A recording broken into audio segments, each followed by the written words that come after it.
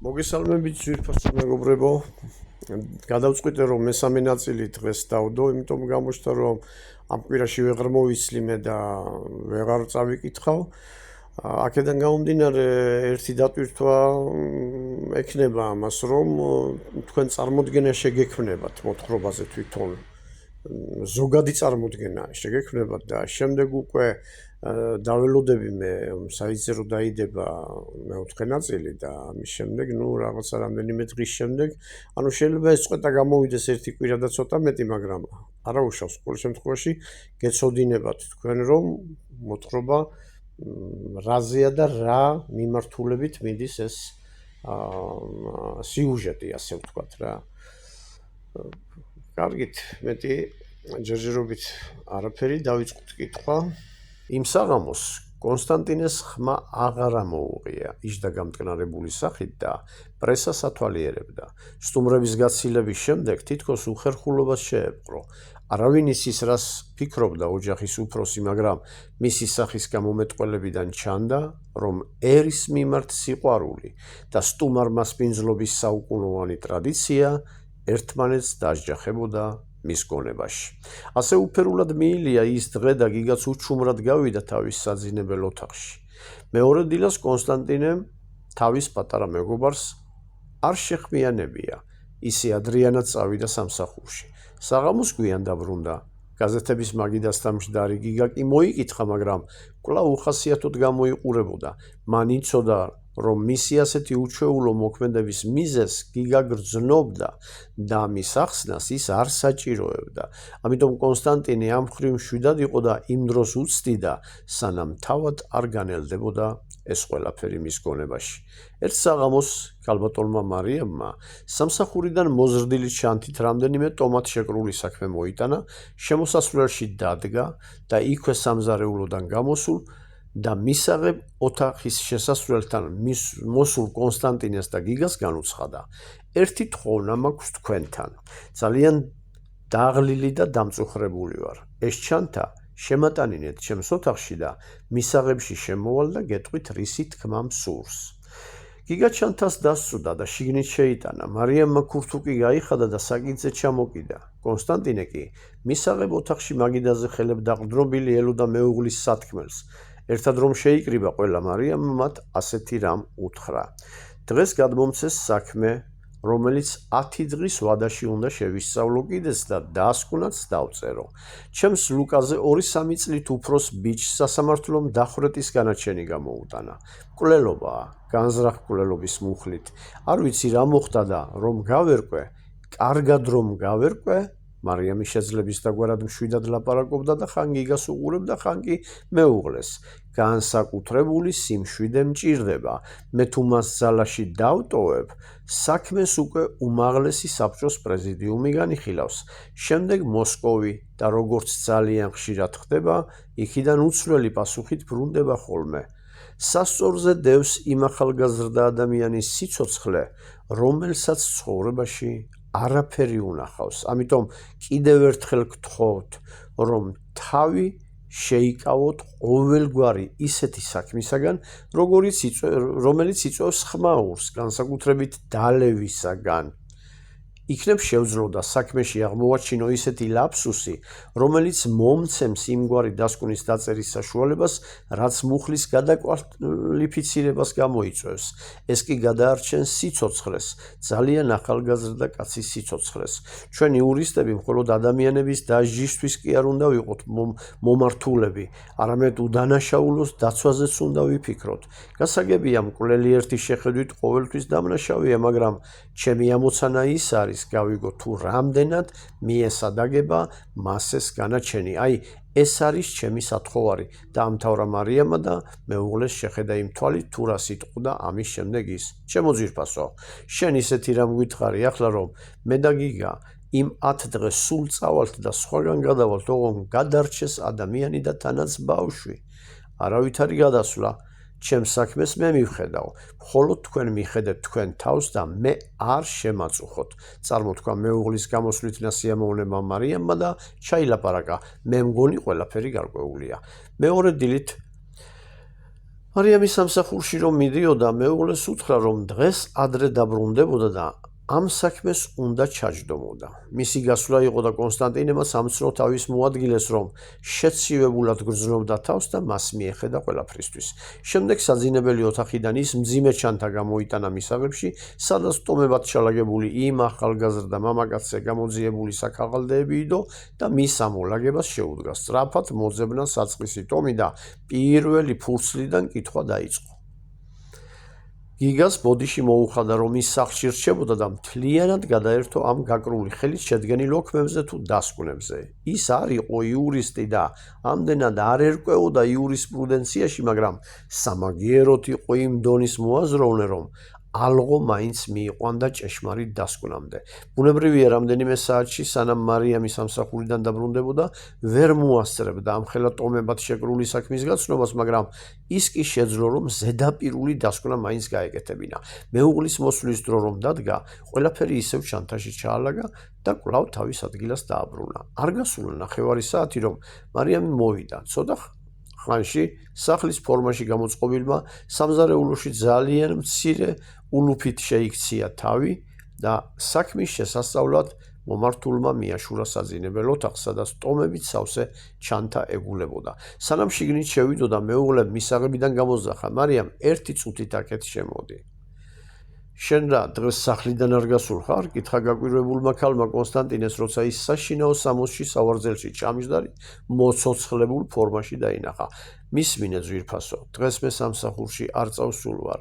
მთლიანად გადავათვალიერე შენი მოტანილი საქმე და მივედი იმ დასკვნამდე, რომ იმ ბიჭს დახვრე და არ ეკუთვნის. რა? გაკვირვებისაგან სახე შეეცვალა მარიამს. ხო, რამ გაგაკვირვა? ჩემი არ გჯერა? ჯერ რატომ ეხები იმ საქმეს, რომელიც შენი გადასაწყვეტი არ არის და მეორე. მე კვალიფიციური იურისტს 10 დღის ვადა მომეცა ამის გასაცნობად და რომელი შერლოკ ჰოლმსი შენ ხარ, რომ 5 საათში გამოიტანე დასკვნა. მარიამი ცოტა ხნით ჩაფიქრდა და განაგრძო. ვინ გიცნობს ჩემზე უკეთ და ვინ იცის შენი დიდი აზროვნების შესახებ თუ არა მე, მაგრამ რას მთავაზობ და ამით რისი თქმა გსურს? ესე იგი მე უნდა დავწერო ასეთი რამ, ვინაიდან ჩემმა არა იურისტმა მეუღლემ ამ საქმიდან ამგვარი დასკვნა გააკეთა, მეც ვეთანხმები ამას გულისხმობ? ჩაეკითხა უკვე მკაცრი სახით მარიამი. მე ჩემი სიტყვა გითხარი, მშვიდად უპასუხა კონსტანტინემ, რომ თუ შენ ამ ბიჭის დახვრეტას ზალაში დატოვებ და ამაზე ხელს მოაწერ, მე სახლიდან მივდივარ და ვეღარასოდეს ვნახავ. ეს რა ულტიმატუმია? გაბრაზდა მარიამი. მე შენზე მეტად მინდა, რომ ადამიანის სიკვდილისთვის არ გაიწიროს, მაგრამ კანონზე მაღლა ხომ ვერ დავდგები? მართალია ყველა საქმეს განსაკუთრებულად ვეკიდები, მაგრამ იმას აუცილებლად დაგპირდები, რომ გავაასმაგებ ყურადღებას, იქნებ აღმოვაჩინო ისეთი რამ, რაც მუხლის შესაცვლელად საკმარისი გახდება. კიდევ ვიმეორებ, რომ დასკვნაში უნდა მიუთითო რატომ და რისთვის. უბრალოდ მომეცი საშუალება, ვიმუშაო და შენი რაღაც წარმოდგენებით ნუ შემაწუხებ. მე ჩემი სათქმელი უკვე ვთქვი და ამას ვიმეორებ მეორედ. ჩაილაპარაკა ოჯახის უფროსმა და თავის წინ დალაგებულ გაზეთებს მიუბრუნდა. მარიამმა ერთხანს კიდევ უყურა მეუღლეს, მერე ხელი ჩაიქნია და მისაღები ოთახიდან გავიდა. იმ საუბრის შემდეგ გავიდა 8 დღე. დილით კონსტანტინე და გიგა წასასვლელად ემზადებოდნენ და მისაღებში რაღაცაზე ფჭობდნენ, რომ ოთახში მარიამი შემოვიდა თაბახის ფურცლებით ხელში. აბა, მოემზადეთ, წარმოთქვა სერიოზული სახით მან და ფურცლები მაგიდაზე დადო. ამ სიტყვების გაგონებაზე ორივე მას მიაჩერდა. მათ სახეზე ჩანდა, რომ უფრო ცუდის მოლოდინში იყვნენ, რომ მარიამის ხმაც გაისმა. ძალიან დიდი ძალისხმევა დამჭირდა, ის ლაფსუსი აღმომეჩინა, რაც მუხლის გადაკვალიფიცირებას შეძლებდა. მთელი საქმე ამტკიცებს, რომ ეს იყო განზრახ მკვლელობა, მაგრამ მასში აღმოჩნდა რამდენიმე ისეთი ადგილი, რომელიც ასევე ამტკიცებს შემთხვევით მკვლელობას, ასე რომ მშვიდად იყავი და ჩათვალე, რომ მუხლი გადაკვალიფიცირდება და აქედან გამომდინარე, დახვრეტის განაჩენიც გაუქმდება. ეს დასკვნა უკვე დაწერილია ჩემი ხელმოწერით. გაოგნებული, მაგრამ გაცისკრონებული სახით შეხურებდა კონსტანტინე მეუღლეს. მარიამმა კი მაგიდიდან ფურცლები აიღო და ოთახიდან უჩუმრად გავიდა. მალევე მოისმა ცენტრალური გასასვლელი კარის ხმაც, რომელიც მიანიშნებდა, რომ ის სამსახურში გაემგზავრა. დიდებულია, ჩაილაპარაკა კონსტანტინემ და თან დაამატა, ჩვენ სამსახურში აღარ მივდივართ, რადგან უნდა აღვნიშნოთ იმ ბიჭის გადარჩენა, რომელიც ცხოვრება მიძულებით აქცია მკვლელად. საღამოს მარიამი სამსახურიდან კმაყოფილი დაბრუნდა და ოთახში სუფრას შემომსხდარი კონსტანტინე და გიგა კარგად შეზარხოშებულები რომ იხილა, სახე შეეცვალა და კიდევ ერთხელ ჩაიქნია ხელი. სანამ ის ოთახიდან გავიდოდა, მეუღლემ მიაძახა, შენი და შენგან გადარჩენილი ადამიანის საგრძელო დავლიეთ.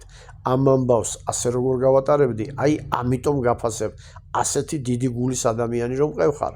ასე დამთავრდა ის დღე და მეორე დღიდან ჩვეულებრივად გაგრძელდა ცხოვრება, მაგრამ იმ განსხვავებით, რომ იმ ამბიდან გამოწვეული სიხარული ჯერ კიდევ ტრიალებდა ოჯახში.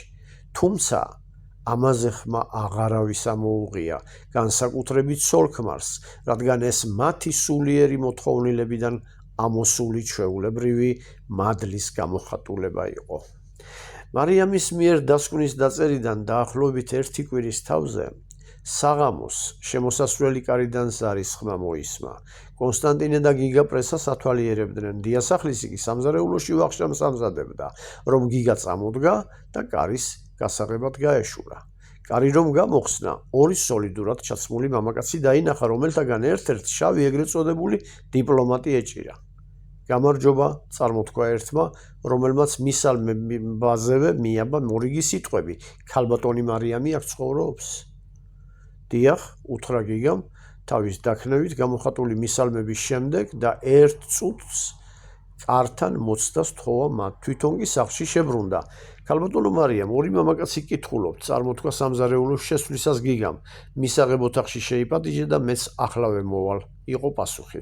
შიგნით შემოსულმა მამაკაცებმა გაზეთებით მიმობნეულ დაბალ მაგიდაზე მჯდარ კონსტანტინეს მდაბლად დაუკრეს თავი და გიგას მითითებულ დიდ მაგიდასთან უკვე მათთვის გამოწეულ სკამებზე ჩამოსხდნენ.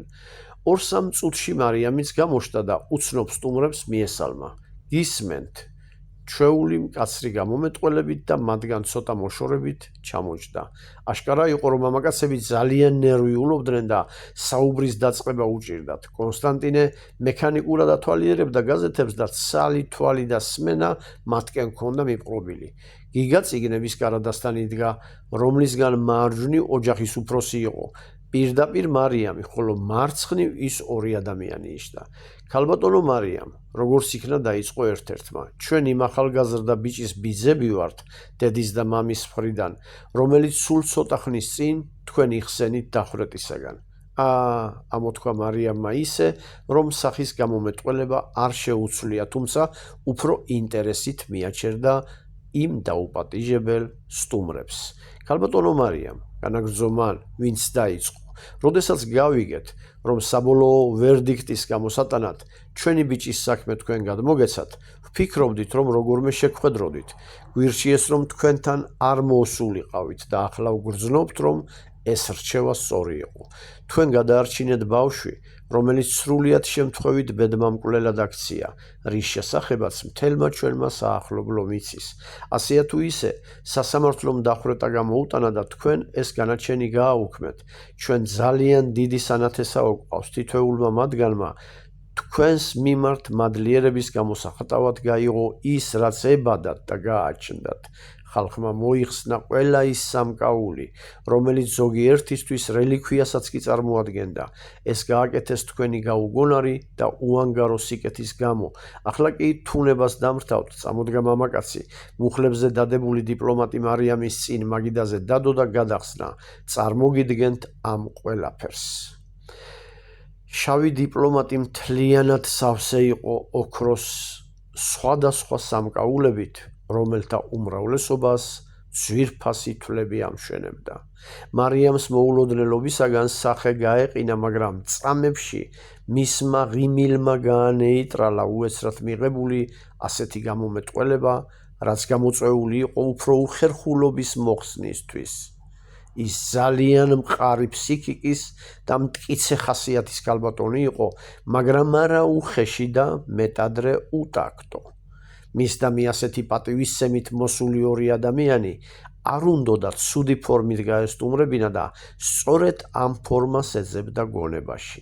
ოდნავ მომღიმარი გამომეტყველება კი არ შეუცვლია, მაგრამ ისიც ეტყობოდა, რომ ამ ფიქრთან ერთად მექანიკურად მოქმედებდა. ამ მექანიკური მოქმედების შედეგი კი ის იყო, რომ მან თავის წინ დადებული ოქროთი სავსე დიპლომატიდან ერთი ძალიან ძვირფასი სამკაული ამოიღო და თავისთვის უფრო ჩაილაპარაკა. ნეტავი ვინ მოიხსნა ასეთი უძვირფასესი ნივთი იმისათვის, რომ ჩემთვის გამოეგზავნა? წვალობდა მარიამი, მაგრამ სახეზე ამას არ იმჩნევდა და განაგრძობდა ფიქრს იმაზე, თუ როგორ გაესტუმრებინა სტუმრები ისე, რომ განაწყენებულები და მით უმეტეს შეურაცხყოფილნი არ დარჩენილიყვნენ. მისი სახის მიმიკებს პირდაპირ უყურებდა გიგა და ხვდებოდა, რომ მარიამი ძალიან მალე მიიღებდა ამგვარ გადაწყვეტილებას.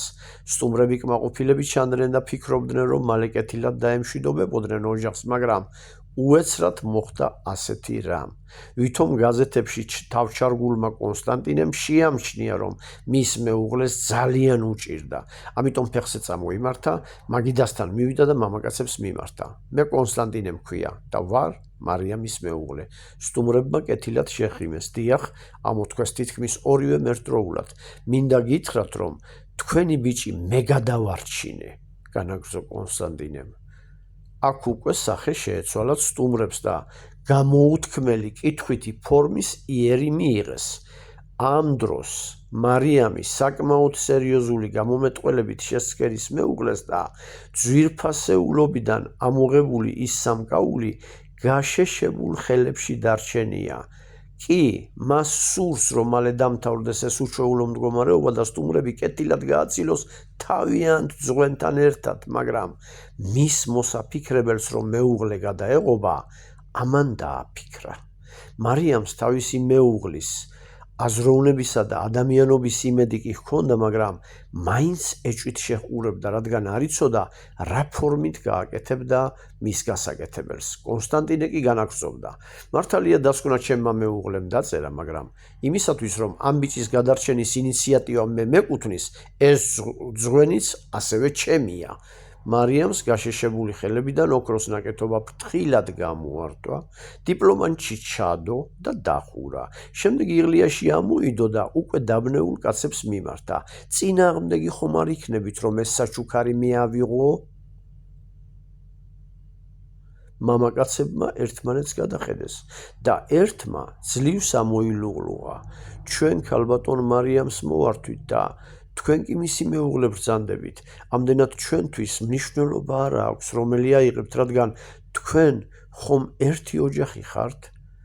მე აღარ გაგიმეორებთ და საბოლოოდ გეკითხებით, ეს რომ მე მეკუთვნის, როგორც ბიჭის გადარჩენის ინიციატორს, ადასტურებთ თუ არა? კი ბატონო, როგორც თქვენ იტყვით, ასე იყოს, უხერხული ფორმით, მაგრამ მაინც გამართულად ჩაილაპარაკა ერთმა სტუმარმა. მაშახლა კარგად მომისმინეთ, თქვა კონსტანტინემ. დიპლომატი მაგიდაზე დადო და განაგრძო. ეს ოქრო, რადგან უკვე ჩემია.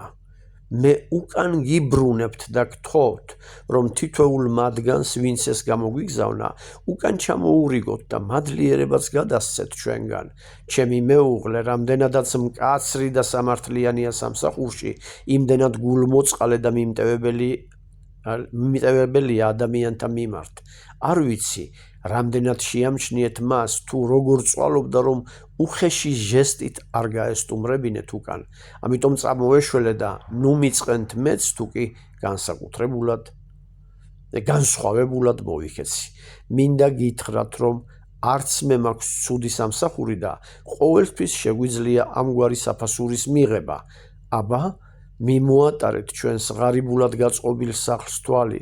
როგორ ფიქრობთ, ჩვენ რომ ამ წესებით გვეცხოვრა, ასეთი სურათი დაგხვდებოდათ აქ? მარიამმა სიამოვნებისაგან თავი დახარა, რომ არ შეტყობოდა მეუღლის მოქმედებიდან გამოწვეული, განუზომელი სიხარული. გიგა თავიდანვე ინტუიციით გრძნობდა ეს ამბავი როგორ დამთავრდებოდა, ხოლო სტუმრები გაოგნებულები იყვნენ, რომლებსაც თითქოს შერცხვათ კიდეც თავიანთი გადაწყვეტილებისა გამო, ასე დამთავრდა ის არაჩვეულებრივი დღე, რომელიც გიგას მეხსიერებაში მისი მეგობარი ცოლ-ქმრის მოქმედება ზეადამიანობის გამოხატულებად დარჩება. დიდი მადლობა მოსმენისთვის და კიდევ ერთხელ მინდა გთხოვოთ. გამოიწერეთ, მოიწონეთ, გააზიარეთ, თუ კომენტარს დატოვებთ, ეგეც კარგი და რა ვიცი, მიიღეთ მონაწილეობა იმაში, რომ დავინახო, რომ ადამიანებს მოსწონს ეს ჩემი საქმე, რასაც მე ვაკეთებ. და მეორე დატვირთვა ის აქვს კიდე, რომ მიუწვდეთ იმ ადამიანებს, ვისაც სიუჟეტური ნაწარმოების მოსმენა უნდა და არ იცის მან. ეს ღმერთმა დაგლოცოთ, ჯანმრთელობას გისურვებთ ყველას და ბედნიერებას.